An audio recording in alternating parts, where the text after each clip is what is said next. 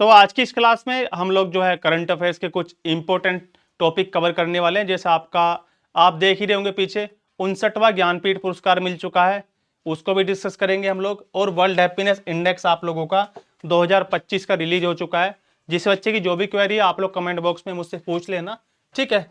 तो किसको मिला है? विनोद कुमार शुक्ल को जो है आपका 59वां ज्ञानपीठ पुरस्कार मिला है। किसके लिए? 2024 के लिए। हालांकि ये मिला है 2025 में, लेकिन मिला है कौन से साल के लिए? 2024 के लिए मिला है। इतना आप लोग याद रखोगे, कंफ्यूजन नहीं रखना आप लोगों को। चलिए शुरू करते हैं इस वीडियो को हम लोग।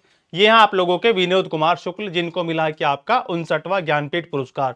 अब 59वां ज्ञानपीठ पुरस्कार मिल चुका है तो इसके बारे में कुछ चीजें इंपॉर्टेंट हो जाती है आप लोगों के लिए। एक एक फैक्ट को आप लोग नोट डाउन करते चलेंगे मेरे साथ में। तो देखो, अगर मैं ज्ञानपीठ पुरस्कार की आप लोगों से बात करूं, इसका एस्टेब्लिशमेंट कब हुआ, कब इसकी स्थापना हुई है, क्लियर दिख रहा है सारे बच्चों को? एक बार कंफर्म करो आप लोग मुझे। स्थापना होती है 1961 में, 1961 में इसकी स्थापना हो जाती है। और इसको कौन देगा? इसको देता आप लोगों का भारतीय ज्ञानपीठ। इसके साथ साथ एक नोट पॉइंट बना के लिख लेना आप लोग, ये भारत का जो है सर्वोच्च साहित्य पुरस्कार है।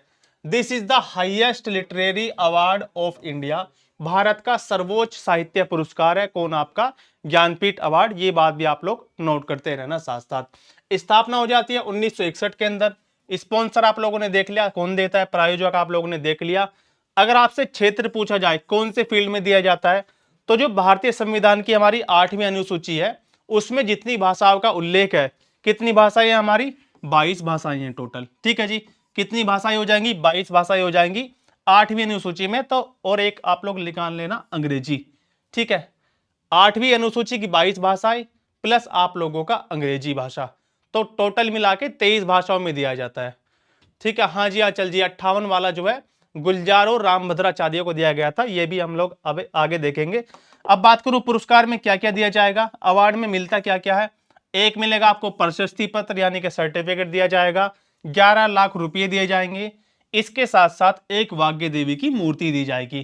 कभी कभी आप लोगों से पूछ लेता है पुरस्कार राशि, जैसे अर्जुन पुरस्कार में कितने रुपए दिए जाते हैं, या फिर इसमें भी पूछा जा सकता है अगर ज्यादा डीप में गया एग्जामिनर कि ज्ञानपीठ पुरस्कार में कितने रुपए दिए जाते हैं पुरस्कार के तौर पर, तो बोल देना 11 लाख रुपए।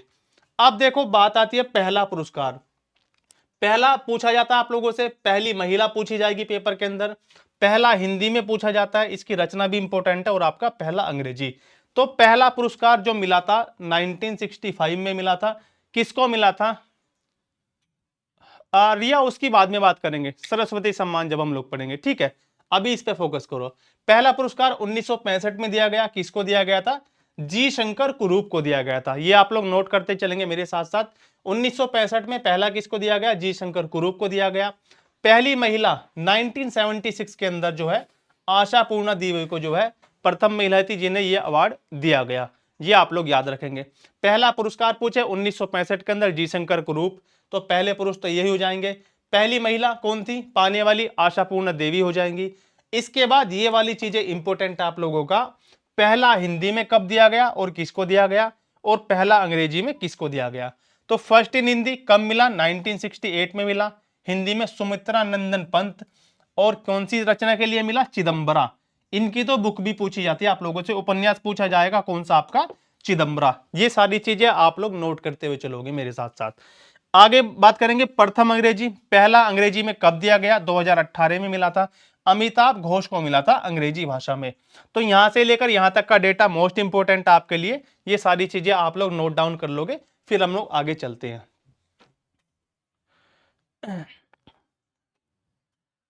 सरस्वती, चलो देख लेंगे इस फैक्ट को हम लोग, है ना। एक मिनट रुको, आप लोग देख लेंगे इसको, क्योंकि वाग्देवी की मूर्ति जो है इसमें भी दी जाती है और भी बहुत सारे अवार्ड है उसमें भी दी जाती है। तो आप लोग याद रखना वाग्देवी की मूर्ति।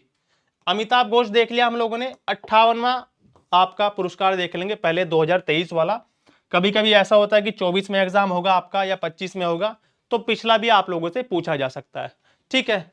तो 58वां कब मिला था? 2023 के अंदर मिला था, ये आप लोग याद रखोगे।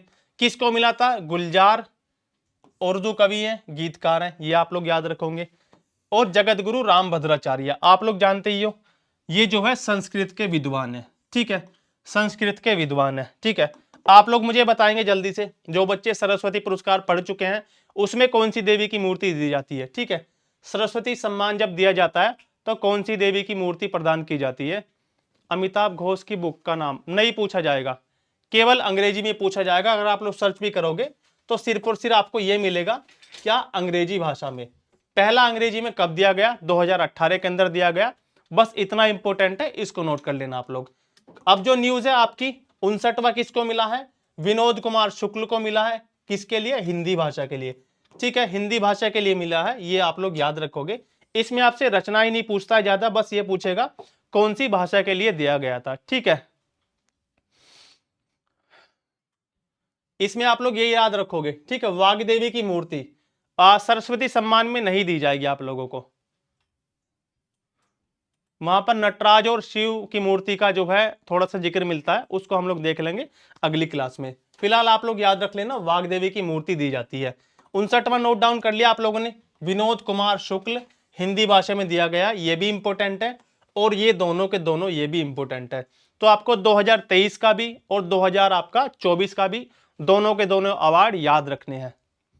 चैट को नीचे करना, चैट।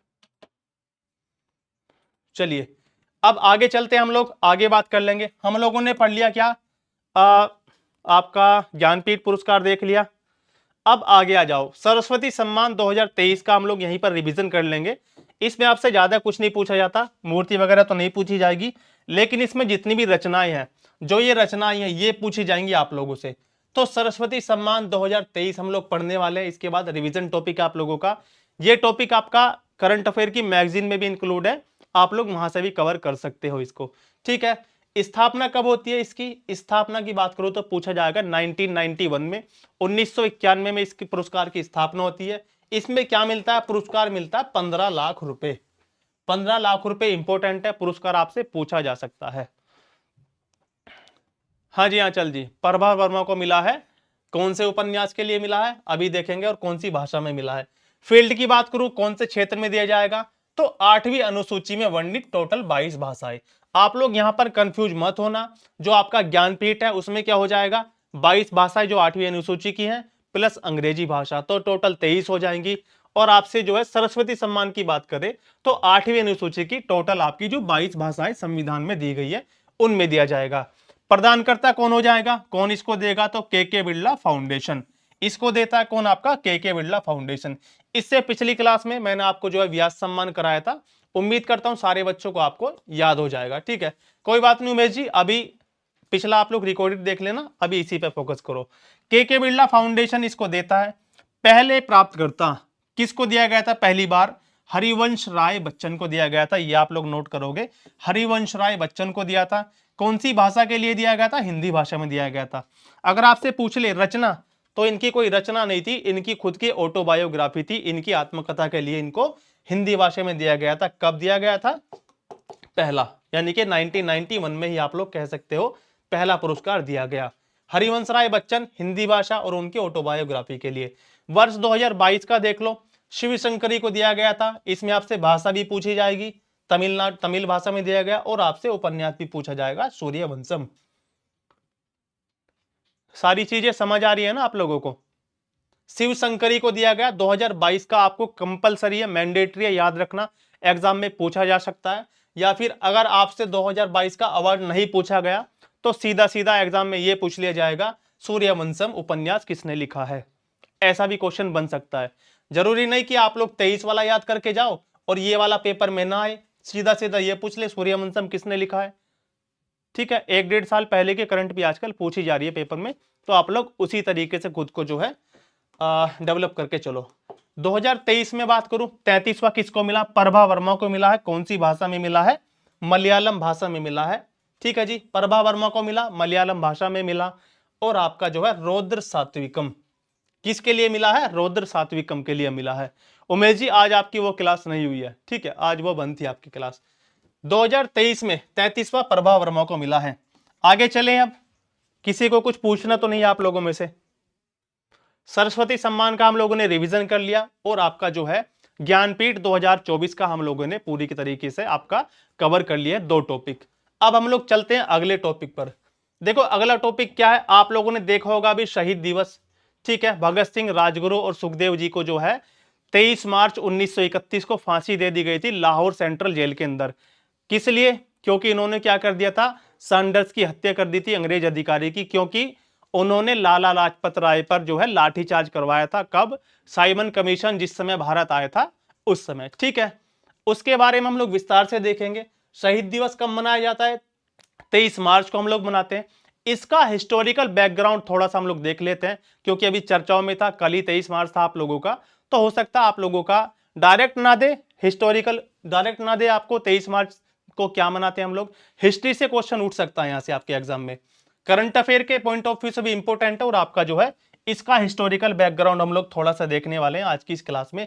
तो 23 मार्च 1931 को जो है भारत के महान क्रांतिकारी भगत सिंह, सुखदेव और राजगुरु, आप लोग इसको नोट मत करना, अभी केवल नोट बना के लिख देना शहीद दिवस 23 मार्च, हेडिंग डाल के छोड़ देना।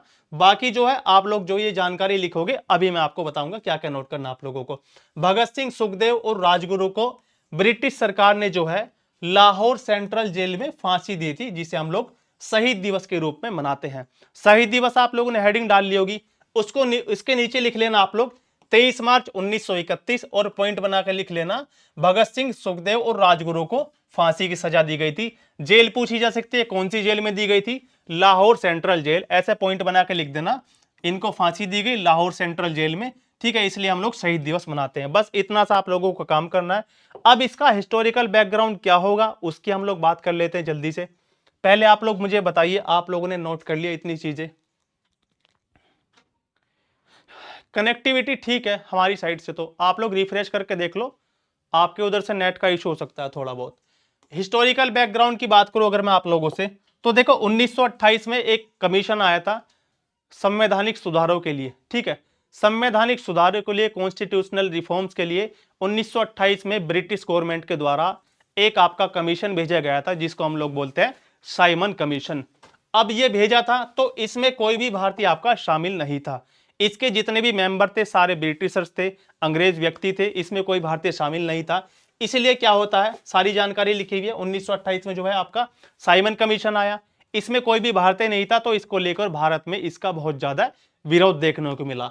तो उसी क्रम में क्या हुआ, लाला लाजपत राय ने जो है इस कमीशन का विरोध किया और साइमन गो बैक के नारे लगाए। अब आप लोग नोट डाउन कर लेना, नीचे लिख लेना 1928 डाल लेना, सामने लिख देना साइमन कमीशन भारत आया, इसमें कोई भी भारतीय शामिल नहीं था, और नीचे लिख देना लाला लाजपत राय, और उनका नारा लिख देना साइमन गो बैक। इन्होंने साइमन गो बैक का नारा दिया, किसने? लाला लाजपत राय जी ने। अब होता क्या है आगे देखो, 30 अक्टूबर 1928 को जो है लाहौर में साइमन कमीशन के विरोध में एक आपका बहुत बड़ा प्रदर्शन चल रहा था बड़े लेवल पर। वहां पर क्या होता है, लाला लाजपत राय पर जो है वहां पर जो भीड़ इकट्ठा हुई थी उस प्रदर्शन में, उन पर लाठीचार्ज हो जाता है। कब? 30 अक्टूबर 1928 को। उसमें जो है लाला लाजपत राय जो है गंभीर रूप से घायल हो जाते हैं उस लाठीचार्ज में, उनको सिर में गंभीर चोटें आती है। और आगे चलकर क्या होता है, 17 दिसंबर 1928 को, 17 दिसंबर 1928 को जो है नहीं देखो, हाँ यहीं पर देख लो, 30 अक्टूबर 1928 को लाठीचार्ज हुआ, लाठीचार्ज कर दिया, जिसमें जो वे गंभीर रूप से घायल हो गए थे। और 17 नवंबर 1928 को जो है उनकी मृत्यु हो गई थी। किसकी? लाला लाजपत राय की मृत्यु हो जाती है 17 नवंबर। हाँ जी उमेश जी बिल्कुल ठीक है, 17 नवंबर 1928 को उनकी मृत्यु हो जाती है। आगे क्या होता है, 17 नवंबर 1928 को जो है भगत सिंह और उनके साथी जो है, जैसे भगत सिंह, राजगुरु और सुखदेव, तीनों मिलकर एक अंग्रेज अधिकारी को मार देते हैं, जिसका नाम क्या होता है? John Sanders. इनकी हत्या कर देते हैं, और उसी के जुर्म में जो है इनको फांसी की सजा बोल दी जाती है, ठीक है। फांसी की सजा की घोषणा कर दी जाती है। तो आप लोग याद रखोगे किसकी हत्या करी थी? जॉन सैंडर्स की हत्या की थी। और 23 मार्च 1931 को जो है भगत सिंह, सुखदेव और राजगुरु को लाहौर षड्यंत्र मामले में जो है फांसी की सजा सुना दी जाती है। हालांकि ये बाद के लिए थी फांसी की सजा, लेकिन 2-3 दिन पहले दे दी गई थी, ताकि जो है भीड़ में जो है आक्रोश ज्यादा ना बढ़े। अब अगला टॉपिक हमारा, आगे चलते हैं। यहां तक क्लियर है? सारे बच्चे रिप्लाई करेंगे जल्दी से। जॉन सैंडर्स एक अंग्रेज अधिकारी थे। आगे चले, यहां तक क्लियर है सारी चीजें? चलिए, अगला टॉपिक देख लेंगे हम लोग, अंतरराष्ट्रीय ओलंपिक समिति को मिली पहली महिला अध्यक्ष। ठीक है, इंटरनेशनल ओलंपिक कमेटी की जो है फर्स्ट वुमेन प्रेसिडेंट बनी है, बहुत ज्यादा चर्चाओं में है ये। ठीक है, ये इनका फोटो है, आप लोग देख लो आराम से। ये है कौन, आपकी पहली महिला अध्यक्ष कौन है जो बनी है इंटरनेशनल ओलंपिक कमेटी की। अब हम लोग आगे चलते हैं, इंटरनेशनल ओलंपिक कमेटी की बात करेंगे, उससे पहले देख लेंगे न्यूज क्या है। तो देखो, जिम्बाब्वे के निवासी, अभी आप लोग नोट डाउन मत करना, जब मैं आपको बोलूंगा अपने कॉपी पेन उठाना तब, अभी केवल समझो। अभी न्यूज क्या है, अभी कोई लिखना शुरू मत कर देना। हाँ रिया, क्रिस्टी, बिल्कुल। जिम्बाब्वे के निवासी 41 वर्षीय क्रिस्टी कोवेंट्री को अंतरराष्ट्रीय ओलंपिक समिति का क्या बनाया गया है, 10वां अध्यक्ष चुना गया है। ये न्यूज है, अभी कोई बच्चा लिखना स्टार्ट नहीं करेगा जब तक मैं नहीं बोलूंगा। कहां के निवासी है ये, जिम्बाब्वे के निवासी है, 41 वर्षीय, नाम इंपॉर्टेंट है क्रिस्टी कोवेंट्री, क्योंकि 10वीं अध्यक्ष बनी है, ये भी लिख लेना जब मैं बोलूंगा 10वां। बस इतनी सी न्यूज है, कौन बनी है, कहां से बनी है, कौन से देश की रहने वाली है, ये सारी चीजें इंपॉर्टेंट है। अब आगे देखो इसमें क्या लिखा है, आगे लिखा है क्या आपका, ये अपना पदभार कब संभालेंगी। ठीक है, 23 जून 2025 को जो है ये अपना ऑफिशियल रूप से जो है अध्यक्ष बन जाएंगी, किसकी, इंटरनेशनल ओलंपिक कमेटी की। तो ये अपना जो पद संभालेंगी, अभी नहीं है, अभी नहीं लिख सकते आप लोग इनको, कब से, 23 जून 2025 से जो है। अगर 23 जून 2025 से पहले कोई एग्जाम होता है तो उसमें लिखोगे आप लोग थॉमस बाख। अगर ये पूछ लिया जाए कि चुनाव किसने जीता है, किसको चुना गया है, तो आप लोग लिख सकते हो इस डेट से पहले पहले जो भी एग्जाम होंगे तो लिख देना इनका नाम। ठीक है, क्रिस्टी कोवेंट्री। अब आगे चलते हैं, आईओसी के 10वें अध्यक्ष के रूप में थॉमस बाख की जगह लेगी। इनसे पहले कौन है, अभी कौन है वर्तमान में, हाँ वर्तमान में है आप लोगों का थॉमस बाख। बस इतनी सी न्यूज है, ये सारी चीजें आप लोग याद रखोगे। न्यूज क्या है, जिम्बाब्वे की बनी है, कौन बने, क्रिस्टी कोवेंट्री बनी है, आईओसी की नई अध्यक्ष बनी है 10वें नंबर की। किसकी जगह पर बनी है, थॉमस बाख की जगह पर बनी है। जिम्बाब्वे की राजधानी इंपोर्टेंट हो जाएगी हरारे, और अंतरराष्ट्रीय ओलंपिक दिवस भी हम लोग देख लेंगे यहीं पर 23 जून को मनाते हैं। अब आप लोगों को क्या क्या चीजें नोट करनी है उन पर हम लोग चर्चा कर लेते हैं। ये न्यूज थी जिससे आपको पूरी चीजें समझ में आ जाए। आप क्या हेडिंग डालोगे, आप ऐसे लिखना सीधा सीधा, ये वाली हेडिंग डालो जल्दी से, इंटरनेशनल ओलंपिक कमेटी। ठीक है, international Olympic committee, international Olympic committee लिखोगे जल्दी से आप लोग। यहां से नोट डाउन करना शुरू करेंगे, जैसे जैसे मैं बताऊंगा उसी तरीके से नोट डाउन करेंगे। आईओसी लिखो, इंटरनेशनल ओलंपिक कमेटी, यानी कि अंतरराष्ट्रीय ओलंपिक समिति। गठन कब हुआ था, 1894 को इसका गठन हुआ, फॉर्मेशन हुई। हेडक्वार्टर इसका कहां पर हो जाएगा, लोसने, स्विट्जरलैंड में हो जाएगा। और अभी जो वर्तमान में अध्यक्ष है वो कौन हो जाएगी, क्रिस्टी कोवेंट्री। ऐसे आप लोग लिख लेना, ये सारी जानकारी लिखो, ब्रैकेट में लिख देना जिम्बाब्वे, और यहां पर डेट भी डाल देना नीचे 23 जून 2025, ऐसे लिख देना 23 जून 2025 से जो है ये अपना पदभार संभालेगी। और नीचे लिख देना नोट पॉइंट बना के, इन्होंने थॉमस बाख की जगह ली है। ठीक है, थॉमस बाख की जगह ली, ऐसे लिख देना थॉमस बाख की जगह ली। हाँ जी बिल्कुल, चलो। और उसी के नीचे लिख देना, जब ये सारी जानकारी आप लोग नोट कर लोगे उसके बाद लिख लेना ये वाले पॉइंट ऊपर वाले दो। जिम्बाब्वे की राजधानी हरारे हो जाएगी। और इंटरनेशनल ओलंपिक डे कब मनाते हैं हम लोग, 23 जून को मनाते हैं।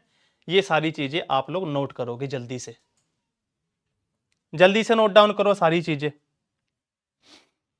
आईओसी कब बनी, 1894 को बनी। हेडक्वार्टर लोसने स्विट्जरलैंड में हो जाएगा।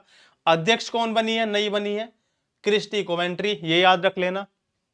बस इतनी सी बात है। देश का नाम भी इंपॉर्टेंट है, आजकल ऐसे क्वेश्चन भी बन रहे हैं कि कौन से देश की बनी है। कार्यकाल जरूर लिख लेना, 23 जून 2025 से ये अपना कार्यभार संभालेंगी। अभी कौन है, थॉमस बाख है। बस इतनी सी जानकारी। अब इसी के नीचे देखो ओलंपिक की बात आई है। अब हम लोगों ने इंटरनेशनल लेवल पर देख ली चीजें, तो अब इंडिया का कॉन्टेक्स्ट में देख लेते हैं। इंडियन ओलंपिक एसोसिएशन, भारतीय ओलंपिक संघ, जल्दी से डाल लो ये हेडिंग, इंडियन ओलंपिक एसोसिएशन, भारतीय ओलंपिक संघ। इसकी बात करेंगे, ये कब बना था आप लोगों का, 1927 में बना। ये चीजें याद रखोगे आप लोग। हाँ वहीं पर है इसका हेडक्वार्टर, नई दिल्ली में हेडक्वार्टर हो जाएगा। अभी जो अध्यक्ष है वो है आप लोगों की पीटी उषा, ये भारत की एथलीट है, भारतीय एथलीट है। ठीक है, ये आप लोग सारी चीजें नोट करोगे जल्दी से। गठन कब हुआ? 1927। मुख्यालय कहां पर हो जाएगा? नई दिल्ली के अंदर हो जाएगा। वर्तमान अध्यक्ष कौन हो जाएंगी? पीटी उषा। अब स्पोर्ट्स की बात आई है तो यहीं पर आप लोग नोट पॉइंट बना के लिख लोगे क्या? नेशनल स्पोर्ट्स डे कब मनाते हैं हम लोग? नेशनल स्पोर्ट्स डे मनाते हैं 29 अगस्त को। किसकी याद में? राष्ट्रीय खेल दिवस हॉकी के जादूगर मेजर ध्यानचंद की जयंती पर मनाया जाता है। यह नाम पूछा जाता है आप लोगों से कि हॉकी का जादूगर हम लोग किसको कहते हैं? तो मेजर ध्यानचंद को हम लोग बोलते हैं क्या? हॉकी का जादूगर। भारत की पहली, नहीं शायद उत्तर प्रदेश में, उत्तर प्रदेश का बताओ आप लोग मुझे, उत्तर प्रदेश में अभी स्पोर्ट्स यूनिवर्सिटी कहां बनाई जा रही है? कौन सा वो स्थान है आप लोगों का जहां पर स्पोर्ट्स यूनिवर्सिटी बनाई जा रही है उत्तर प्रदेश के अंदर? जल्दी से रिप्लाई करेंगे आप लोग, यूपी वाले बच्चे जो यूपी का एग्जाम देंगे। यूपी की करंट अफेयर भी आपके लिए मोस्ट इंपोर्टेंट है। मेरठ में है, सरदना जगह पड़ती है एक, वहां पर बनेगी आप लोगों की। ठीक है, चलो आगे चले। इंडियन ओलंपिक एसोसिएशन आप लोगों ने देख लिया है। अब हम लोग आगे चलते हैं। अगला टॉपिक है हमारा क्या? विश्व खुशहाली सूचकांक, यानी कि वर्ल्ड हैप्पीनेस इंडेक्स 2025 के लिए जारी हुआ है अभी। वर्ल्ड हैप्पीनेस इंडेक्स 2025 के लिए अभी जारी हुआ है। ये सारी चीजें आप लोग याद रखोगे। सबसे पहले लिख लेना रिलीज्ड बाय। कौन इसको रिलीज करता है? तो इसको रिलीज करता है कौन? आपका संयुक्त राष्ट्र सतत विकास समाधान नेटवर्क। कौन जारी करेगा? संयुक्त राष्ट्र सतत विकास समाधान नेटवर्क इसको जारी करता है। शॉर्ट फॉर्म, इसकी फुल फॉर्म इंपोर्टेंट है आप लोगों के लिए, United nation sustainable development solution network, UNSDSN इसको जारी करता है। शीर्ष देश की बात करूं, टॉप कंट्री कौन है इसके अंदर? टॉप कंट्री हो जाएगा आप लोगों का फिनलैंड। ठीक है, पिछले साल भी ये आपका जो है फर्स्ट रैंक थी, 2024 के अंदर भी, 2023 में भी जो है इसकी फर्स्ट रैंक थी। और भारत की अगर मैं बात करूं आप लोगों से, तो भारत का जो स्थान है वो है आप लोगों का 118वां। कितने कंट्रीज है टोटल इसमें? 147। 147 में से जो है भारत की हमारी जो रैंक है वो बनी है 118, यानी कि 118वां स्थान मिला है भारत को। कितने अंकों का सुधार हुआ? ऐसे क्वेश्चन भी बनते हैं। अगर आपसे पूछ लिया जाए कि भारत ने कितने अंकों का सुधार किया, तो इसमें से घटा लो, कितने हो जाएंगे? 8 अंकों का सुधार किया है भारत ने, जो है 8 अंकों का सुधार किया खुद में जो है। पहले हमारी रैंक 126 थी, हालांकि ये 2023 में भी जो है आपकी 126 रैंक थी हमारे भारत की। 2024 में भी याद रखना 126, 25 में हो जाएगी 118, और लास्ट रैंक की अगर मैं बात करूं तो 147 रैंक पर कौन हो जाएगा? आपका अफगानिस्तान की इसमें लास्ट रैंक है। ये इंडेक्स थोड़ा सा विवादित है, क्योंकि देखो भारत को मिला है 118वां स्थान। पाकिस्तान शायद आपका भारत से जो बेहतर स्थिति दिखाई गई है पाकिस्तान की इस इंडेक्स के अंदर। पाकिस्तान और नेपाल की स्थिति बहुत ज्यादा बेहतर दिखाई गई है भारत से। इवन यूक्रेन और फिलिस्तीन जैसे जो देश है उनको भी इस इंडेक्स के अंदर ऐसा दिखाया गया है, हाँ 109 रैंक है, ऐसा दिखाया गया है इस इंडेक्स के अंदर यूक्रेन और फिलिस्तीन को कि वहां के लोग भारतीय लोगों से ज्यादा खुश हैं। अब बताओ, यूक्रेन में इतने दिन से वॉर चल रहा है, क्या वहां के लोग भारत से ज्यादा खुश हो सकते हैं क्या? ये थोड़ा सा विवादित है, अभी इस पे विवाद भी चल रहा है थोड़ा। नोट कर लिया आप लोगों ने? आगे चलते हैं। अब हम लोग आगे चलते हैं अगले टॉपिक पर, थोड़ा सा रिवीजन कर लेते हैं। देखो कुछ चीजों का हम लोग रिवीजन कर लेते हैं। 2025 वाले जो इंडेक्स हैं, वैश्विक खुशहाली सूचकांक, ये तो ये वाला इंडेक्स है हमारा जो अभी हम लोगों ने पढ़ा है। इसके साथ साथ अभी आया था आतंकवाद सूचकांक। कौन सा आया था? हम लोगों ने पढ़ा था आप लोगों का वैश्विक आतंकवाद सूचकांक, ग्लोबल टेररिज्म इंडेक्स 2025 का है। कौन जारी करता है यह पूछा जा सकता है? Institute for economics and peace. ठीक है जी, institute for economics and peace, English में ही लिखोगे आप लोग। आप प्राची जी अभी हम लोग आपको बता देंगे सारी चीजें, ठीक है। अभी फिलहाल इसको नोट डाउन कर लीजिएगा। Institute for economics and peace इसको जारी करता है। बुर्किन फासो कंट्री है इसमें कब टॉप रैंक, यानी कि जो बुर्किन फासो है वो आतंकवाद से बुरी तरीके से पीड़ित है, ये इसमें कहना चाह रहा है। ठीक है, इंडिया का स्थान कितना हो जाएगा? इंडिया की रैंक हो जाएगी 14th रैंक, 14वां नंबर हमारा इसमें भारत का। आगे बात करेंगे हेनले पासपोर्ट इंडेक्स 2025 का इंडेक्स आप लोगों का, हेनले पासपोर्ट इंडेक्स 2025 का इंडेक्स है। इसमें कितनी रैंक है भारत की, सबसे पहले लिख लेंगे 2025 का इंडेक्स आप लोगों का। ये टॉपिक आपका मैगजीन में भी इंक्लूड है, ठीक है, मैगजीन में भी इंक्लूड है, आप लोग वहां से भी रिवीजन कर सकते हो। हेनले एंड पार्टनर्स इसको जारी करता है, ठीक है, ये आप लोग याद रखोगे। टॉप कंट्री कौन है इसमें, सिंगापुर है। सिंगापुर के जो लोग हैं, तो ऐसे मान के चलो वो बिना वीजा के जो है कुछ देशों की इसमें लिमिट तय होती है, जब आप लोग इसको मेंस में पढ़ोगे उस तरीके से आप लोग समझोगे इसको, ठीक है। बिना वीजा के आपको एंट्री मिलेगी सिंगापुर के लोगों को कुछ देशों में, यानी कि यहाँ का जो ये है आपका पासपोर्ट है बहुत ज्यादा मजबूत है, कहाँ का, सिंगापुर का।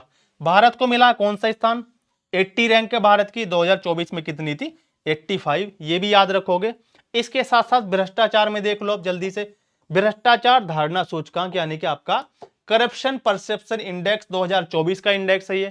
इसमें क्या करेंगे हम लोग, ट्रांसपेरेंसी इंटरनेशनल इसको जारी करता है, ट्रांसपेरेंसी इंटरनेशनल इसको जारी करता है, ये आप लोग याद रखोगे। टॉप कंट्री कौन है इसमें, डेनमार्क है, और हमारा स्थान कितना हो जाएगा, 96 हमारा इसमें स्थान हो जाएगा, हमारी पोजीशन क्या हो जाएगी, 96 पर हमारा प्यारा भारत इसमें है। तो सारी चीजें हम लोगों ने आज की क्लास में देख ली है, तो आज की क्लास में हम लोग इतना देखते हैं।